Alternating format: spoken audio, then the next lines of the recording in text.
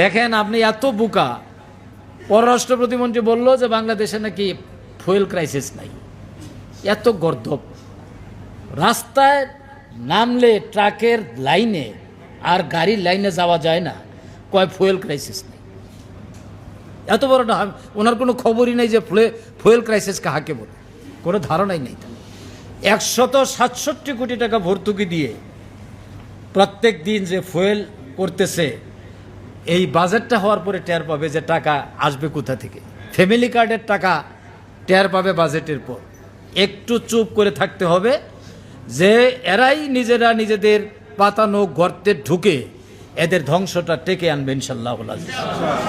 একজন তো বলছে যে জুলাই সনদ নিয়ে বেশি বলার দরকার নাই, কারণ বিএনপি সিদ্ধান্ত নিয়ে ফেলছে, তার আর ক্ষমতায় থাকবে না। আমি তার এই বক্তব্যটাকে খুব অ্যাপ্রিসিয়েশন দিই, কারণ ফেসবুকে আমি দেখলাম আর কি, কার্ডের মধ্যে লেখছে যে বেশি দরকার নাই, ওনারা সিদ্ধান্ত নিয়েছে, ওনারা আর ক্ষমতায় থাকবে না, না থাকার জন্যই তো কাজগুলি করতেছে।